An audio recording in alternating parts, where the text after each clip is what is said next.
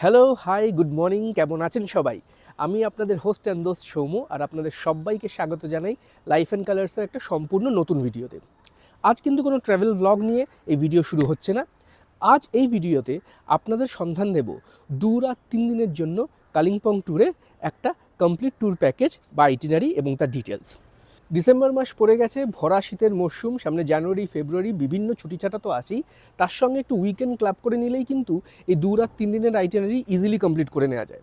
আজকের এই ভিডিওতে আমরা সন্ধান দেব যে কালিম্পং যদি এই 2 রাত 3 দিনের ট্যুরে ঘুরতে চান তাহলে কোথায় কোথায় ঘুরবেন, কোথায় থাকবেন, কিভাবে কালিম্পং পৌঁছবেন, আর কালিম্পং ঘুরতে গাড়ি ভাড়া বা বিভিন্ন বাজেটই বা কীরকম, সে সব কিছুর একটা টোটাল আইডিয়া। তাহলে চলুন আর দেরি না করে ভিডিওটা শুরু করা যাক, আর 2 রাত 3 দিনের জন্য একটু কালিম্পং ও তার আশেপাশের অফবিট জায়গা ঘুরে আসি।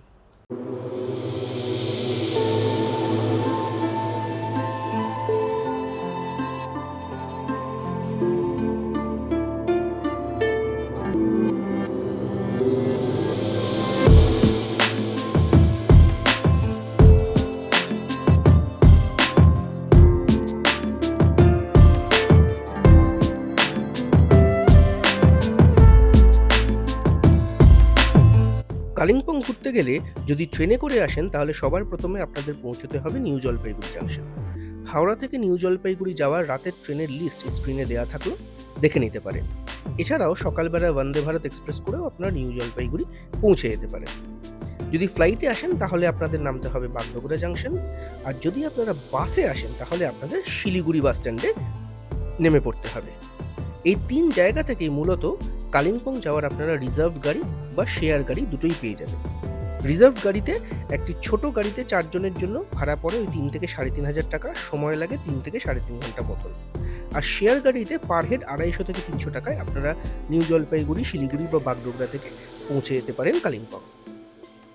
যদি আপনারা রিজার্ভড গাড়িতে কালিম্পং যান তাহলে আগেই ড্রাইভারের সাথে কথা বলে নেবেন, কয়েকটি সাইট সিইং করতে করতে আপনারা কালিম্পং পৌঁছে যান। আমরাও যেরকম এখন কালিম্পং যাওয়ার পথে কয়েকটি সাইট সিইং করতে করতে যাব, যার মধ্যে প্রথম সেবক কালী মন্দির। নামলাম সেবক কালী মন্দিরের সামনে, এখন জুতো রাখলাম, জুতো রেখে একটু উপরে যাব, মাকে দর্শন করব, তারপর আগের জার্নি কন্টিনিউ করব। সেবকেশ্বরী কালী মন্দির কিন্তু খুবই জাগ্রত বলে পরিচিত। দিওয়ালির দিন তো অসাধারণ সাজানো হয়েছিলই, বাট আমরা যা শুনলাম এই মন্দির এতটাই জাগ্রত যেখানে এসে মনস্কামনা বললে নাকি তা অচিরেই পূর্ণতা পায়। সেবকেশ্বরী কালী মন্দিরে কিছুক্ষণ কাটিয়ে আমরা এবারে গেলাম আমাদের পরের গন্তব্য করোনেশন ব্রিজের দিকে। এই সুন্দর করোনেশন ব্রিজ সামনে, আর ওইদিকে দেখুন ওইখানে প্রচুর হনুমান।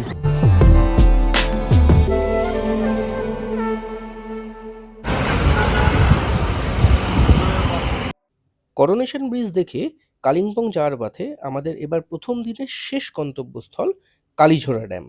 আমরা এখন নামলাম আবার করোনেশন ব্রিজের একটু পরেই কালীঝোড়া ড্যাম, এটা আমাদের আজকের নেক্সট স্পট যেটা আমরা দেখতে এসেছি। এগুলো সবই রাস্তার ওপরই পরে যাওয়ার পথে, তাই এগুলো দেখে নেবেন, খুব সুন্দর লাগবে। সামনেই কালীঝোড়া ড্যাম, পুরো তিস্তা নদী বয়ে চলেছে, আর জলটা আসছে এই কালীঝোড়া ড্যামের মধ্যে দিয়ে, তো সেইটা দেখতে এসেছি। চলুন আপনাদেরকেও দেখুন, অসাধারণ। এই সামনে তিস্তা নদী বয়ে যাচ্ছে, ওয়াও, বেশ ভালো লাগছে কিন্তু দেখতে। এইখানে একটা চড়া পড়ে আছে, ছোট্ট ঝোড়ার মতো যাচ্ছে, কিন্তু এইটা হচ্ছে মেন তিস্তা নদীর সামনে। আর ওইদিকে কালীঝোড়া ড্যামটা আছে, যেটা লক গেট থেকে জল ছাড়া হচ্ছে, ওখানে লক গেটটা আছে, এবং এই পুরো নদীটা কালীঝোড়া ড্যামের মধ্যে দিয়ে বয়ে যাচ্ছে ওইদিকে। কালীঝোড়া ড্যাম দেখে তিস্তা ব্রিজ ক্রস করে আমরা এগোলাম কালিম্পংয়ের দিকে। একদিকে বেঁকে যায় সিকিমের রংপুর রাস্তা, আর তার ডান দিক দিয়ে উঠে যায় কালিম্পংয়ের রাস্তা। যাওয়ার পথে আই লাভ কালিম্পংকে পাশ কাটিয়ে আমরা পৌঁছলাম আমাদের আজকের প্রথম দিনের আস্তানা হোটেল সামিট রিসর্ট অ্যান্ড স্পাতে। অসাধারণ লাগছিল হোটেলটা, প্রথম দর্শনেই পছন্দ হয়ে গেছিল। দিওয়ালির রাতে একদম আলো ঝলমলে ছিল সেই হোটেল। কেমন ছিল এই হোটেলের ব্যবস্থা, কেমন ছিল তার খাওয়া দাওয়া, কেমন ছিল সেখান থেকে কালিম্পং শহরের ভিউ, এই সব কিছুরই ডিটেল ভিডিও কিন্তু অলরেডি আমাদের চ্যানেলে পাবলিশ হয়ে গেছে। ওপরের আই বাটন ও নিচের ডেসক্রিপশন বক্সে ডিটেল ভিডিও লিঙ্ক দেওয়া থাকলো, অবশ্যই সেখান থেকে আপনারা ভিডিওটি দেখে নেবেন।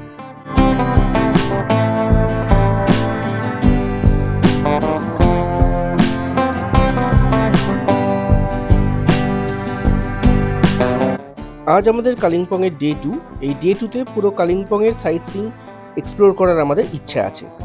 সকালবেলা এই সামিট রিসর্ট থেকে অসাধারণ কালিম্পং শহরের ভিউ পাওয়া যায়, সেটা দেখতে দেখতে চলুন একটু শেয়ার করি আজকে আমাদের সাইট সিইংয়ে ঠিক কী প্ল্যান হতে চলেছে।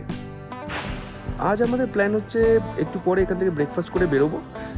9টায় আমাদের গাড়ি চলে আসবে আবার এখান থেকে। আজকে এখান থেকে কালিম্পংয়ের অ্যারাউন্ডে কিছু সাইট সিইং আমাদের করার ইচ্ছা আছে। তো সেইটা হচ্ছে আমাদের ডে 2 এর আইটিনারি। তো ডে 1 ছিল এনজেপি থেকে কিছু সাইট সিইং করতে করতে সেবক হয়ে কালিম্পং আসা, এবং ডে 2 কালিম্পং সাইট সিইং, সেইটা আপনাদের ঘুরিয়ে দেখাবো যে কালিম্পংয়ের কী কী আজকে আমরা ঘুরে দেখছি। তবে কোনো সেট আইটিনারি নয়, আমরা কিন্তু একটু অন্যভাবে সাজিয়েছি, ফলে কালিম্পংয়ের সাইট সিইংও 2 দিন ধরে থাকবে, আজকে এবং কালকে।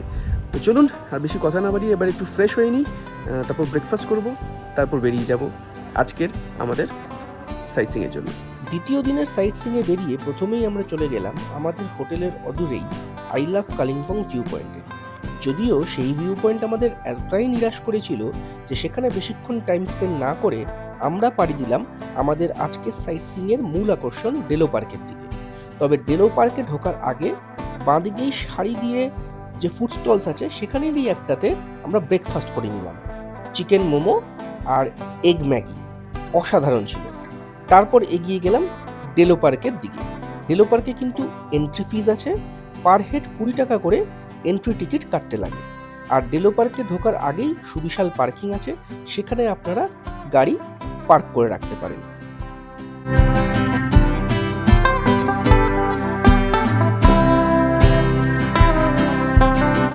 ডেলো পার্কের ডেলো টুরিস্ট লজ কালিম্পংয়ে থাকার অন্যতম সেরা জায়গা। স্ক্রিনে কন্ট্যাক্ট ডিটেলস সব কিছু দেওয়া রইল, দেখে নিতে পারেন। এই ডেলো টুরিস্ট লজের রুম রেটস কত, সিজনে কীরকমভাবে এটাকে বুক করতে হয়, কতদিন আগেই বা বুক করতে হয়, তার ডিটেলড ইনফরমেশন কিন্তু আমাদের কালিম্পং সিরিজের সেকেন্ড ভিডিওতে, যেখানে আমরা এই কালিম্পংয়ের সাইট সিইংটা করেছি, সেখানে দেওয়া আছে। ওপরের আই বাটন ও নিচের ডেসক্রিপশন বক্সে লিঙ্ক দেওয়া রইল, আপনারা দেখে নিতে পারেন। কালিম্পং ঘুরতে এলে ডেলো পার্ক কিন্তু একদমই মিস করবেন না, এটা একটা অসাধারণ টুরিস্ট স্পট। আরেকটা কথা এখানে বলে রাখি, আপনারা যদি কালিম্পংয়ে এসে কালিম্পংয়ের ট্যাক্সি স্ট্যান্ড থেকে গাড়ি ভাড়া করে এই সাইট সিইংগুলি করেন, তাহলে একটা 4 সিটার গাড়ির জন্য আপনাদের ভাড়া পড়বে ন্যূনতম ওই 1500 থেকে 2000 মতন। তবে সিজন অনুযায়ী তা কিন্তু ওঠানামা করে। ডেলো পার্ক দেখে আপনারা কালিম্পং সায়েন্স সেন্টারটা ঘুরে দেখে নিতে পারেন। এটাও খুব সুন্দর টুরিস্ট স্পট, কিন্তু আনফর্চুনেটলি দিওয়ালির সময় যাওয়ায় এটি কিন্তু 3 দিনের জন্য বন্ধ ছিল ভাইফোঁটা অবধি, তাই আমরা দেখতে পারিনি। যাই হোক, কালিম্পং সাইট সেন্টার ঘুরে আপনারা নেক্সট চলে আসুন হনুমান টক দেখতে। কালিম্পং সায়েন্স সেন্টার থেকে কিছুটা দূরেই এই হনুমান টক অবস্থিত। অনেকগুলি সিঁড়ি পেরিয়ে বা তার পাশে একটা খাড়াই পথ ধরে হেঁটে আপনাকে উঠতে হবে হনুমান টকের পাদদেশে। আর সেখানে উঠে পড়লেই আপনারা দেখতে পাবেন এক সুবিশাল হনুমান মূর্তি। তবে এই জায়গাটি খালি হনুমান মূর্তির জন্যই ফেমাস নয়, এই হনুমান মূর্তিকে ঘিরে যে একটা ভিউ পয়েন্ট ক্রিয়েট হয়েছে, যেখান থেকে কুয়াশা ফ্রি দিনে তিস্তার ভিউ পাওয়া যায়, সেটাও কিন্তু অনবদ্য লাগে। যাই হোক, হনুমান টক দেখে এবার আমরা এগিয়ে চললাম একটু অফবিট কালিম্পং ঘুরে দেখতে, যার প্রথম গন্তব্য হচ্ছে রামধুরা ভিউ পয়েন্ট, যেখান থেকে দেখা যায় অসাধারণ কাঞ্চনজঙ্ঘার ভিউ।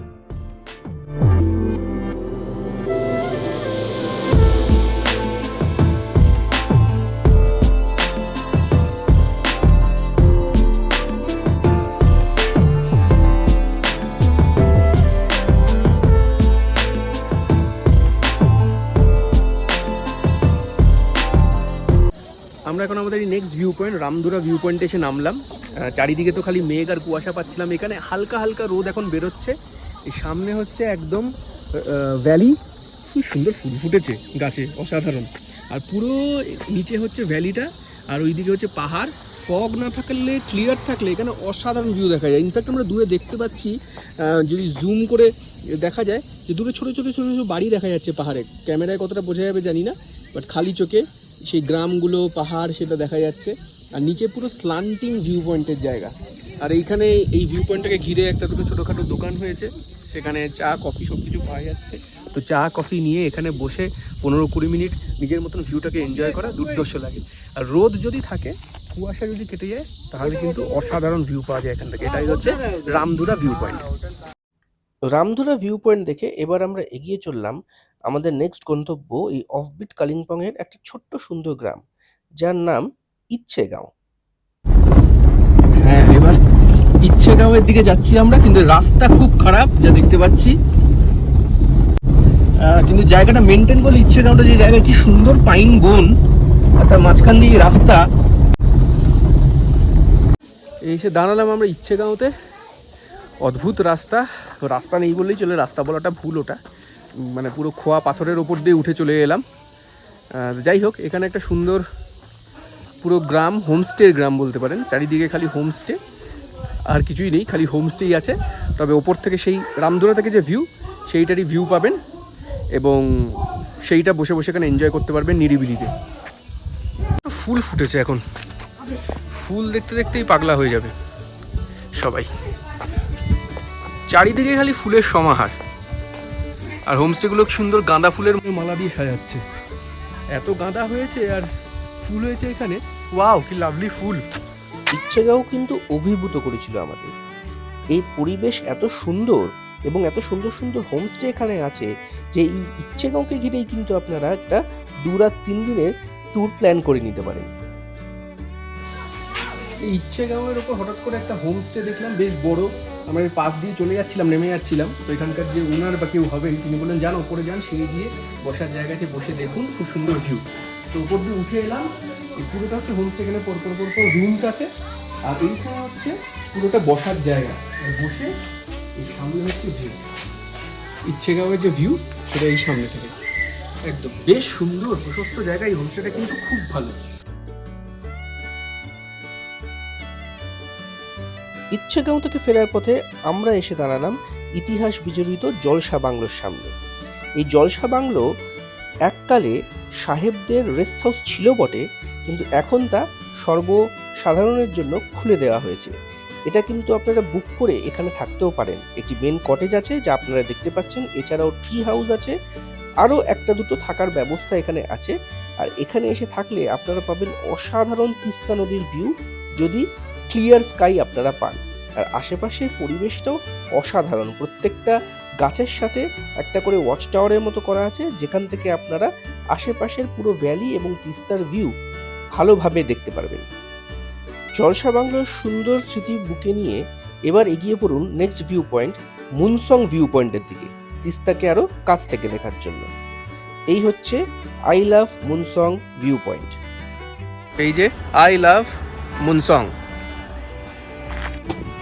এই আই লাভ মুনসংয়ের নিচে নেমে একটু এগোতেই দেখলাম তিস্তা ভিউ পয়েন্টটা আছে। আর মুনসং থেকে তো দেখা যাচ্ছিল না ফগের জন্য, এখানে তাও কিছুটা বোঝাতে পারলাম।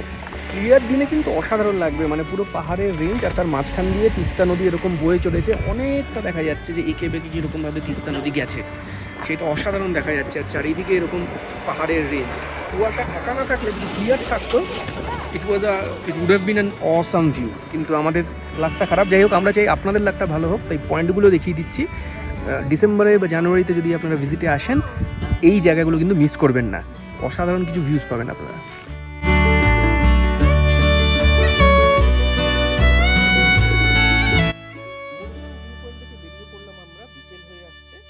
এবার আমাদের সাইট সিনে ইতি টানার সময়, বাট আজকের সাইট সিন শেষ করার আগে আমরা ঘুরে দেখব আমাদের লাস্ট ভিউ পয়েন্ট, বুদ্ধাপাড়।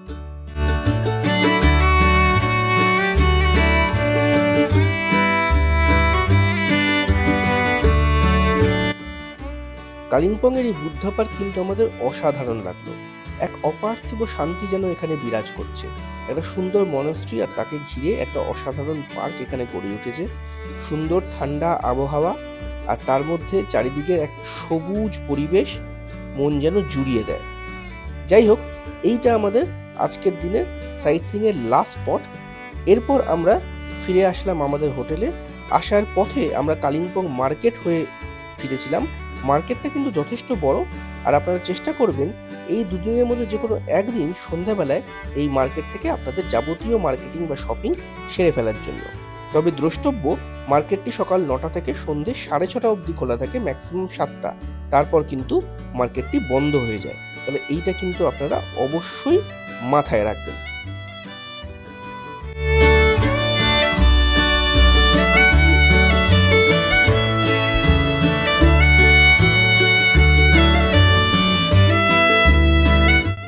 আজকে আমাদের কালিম্পংয়ের শেষ রাত।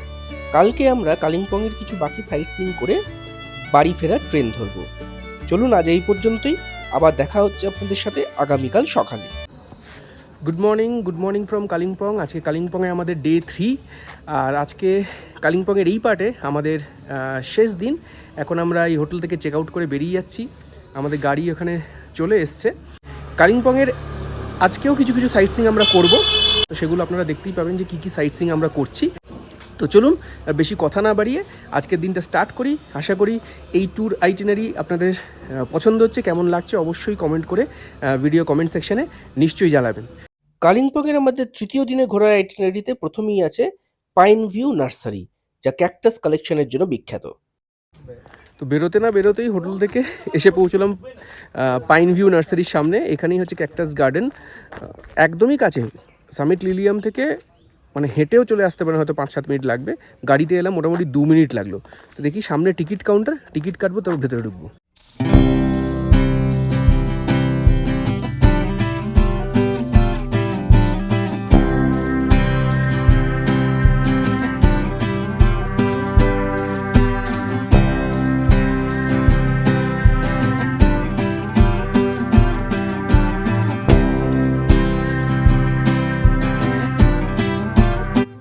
এই পাইন ভিউ নার্সারিতে কিন্তু খাওয়া দাওয়ারও সুব্যবস্থা আছে। আমরা কিন্তু সেদিন এইখান থেকেই ব্রেকফাস্ট করে নিয়েছিলাম। অত্যন্ত সুস্বাদু ব্রেকফাস্ট, এবং দামও কিন্তু প্রচণ্ড রিজনেবল।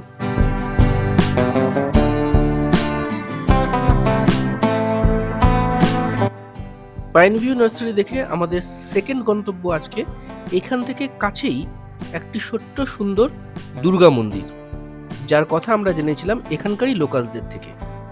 তো আমরা নেক্সট স্পটে চলে এসেছি দুর্গা মন্দিরের সামনে। অনেকটা ঘুরতে হলো, জিপিএস প্রথমে ঠিকঠাক দেখাচ্ছিল না। এই দিকে হচ্ছে এই দুর্গা মন্দির, এইখানে হচ্ছে দুর্গা মন্দির।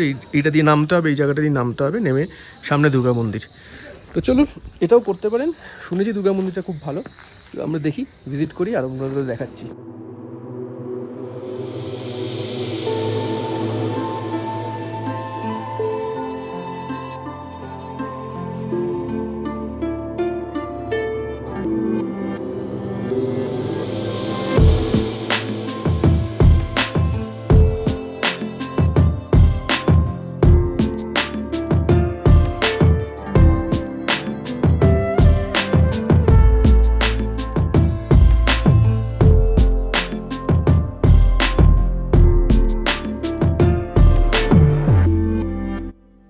ছোট্ট দুর্গা মন্দির দেখে এবার আমরা এগিয়ে চলেছি আজকে আমাদের তৃতীয় ট্যুরিস্ট স্পট, ইন্ডিয়ার one of the most haunted places বলে পরিচিত মর্গান হাউস।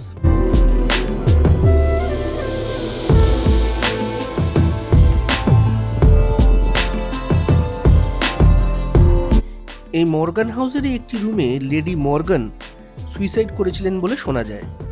আর তারপর থেকেই এটা লোকমুখে প্রচারিত যে এই মর্গান হাউসে যারা রাত্রিবাস করেন তারা নাকি লেডি মর্গানের সেই অশরীরীকে দেখতে পান এবং নানান অদ্ভুত ঘটনার সাক্ষী থাকেন। যদিও এখন এই Morgan house West Bengal tourism development লিমিটেডের একটি রিসর্ট বা হোটেল, যেখানে কালিম্পংয়ে ঘুরতে আসা মানুষ কিন্তু অনায়াসে থাকতে পারেন। তার বুকিং লিঙ্ক ও ডেসক্রিপশন আমি স্ক্রিনে দিয়ে রাখলাম, আপনারা কন্ট্যাক্ট করে নিতে পারেন।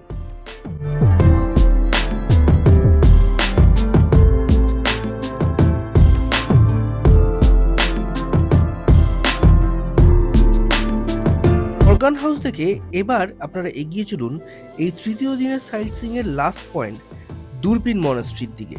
এই দূরবীন মনাস্ট্রি কিন্তু অত্যন্ত ফেমাস, এটি দূরবীন পাহাড়ের ওপর অবস্থিত এবং অসাধারণ সাজানো একটা মনাস্ট্রি। আমরা যেদিন গেছিলাম সেখানে সেই দিন এদের ধর্মগুরু আসার কথা ছিল বলে সুন্দর আলপনা দেওয়া হয়েছিল। সবাই অত্যন্ত সুসজ্জিত হয়ে ধর্মগুরুকে আহ্বান জানানোর জন্য তৈরি হচ্ছিলেন। মনাস্ট্রির ভেতরটা অসাধারণ কারুকার্য দিয়ে তৈরি করা এবং এর ভেতরে ঢুকলে একটা সুন্দর শান্তির পরিবেশ পাওয়া যায়। আমাদের তো দুর্ধর্ষ লেগেছিল। আপনারা যদি গিয়ে থাকেন তাহলে অবশ্যই কমেন্ট করে জানাবেন যে এই দূরবীন মনাস্ট্রি আপনাদের কেমন লেগেছে।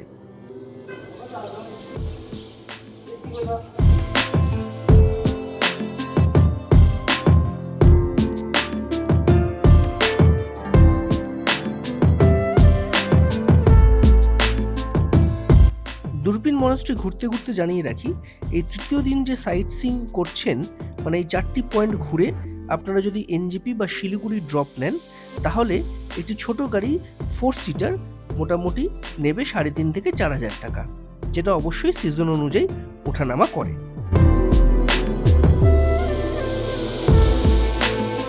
তৃতীয় দিনের সাইট সিইং করে আপনারা এনজেপি বা শিলিগুড়ি ড্রপ নিয়ে নিতে পারেন, আর সেখান থেকে দুপুর বা বিকেলের ট্রেন ধরে চলে আসুন কলকাতা।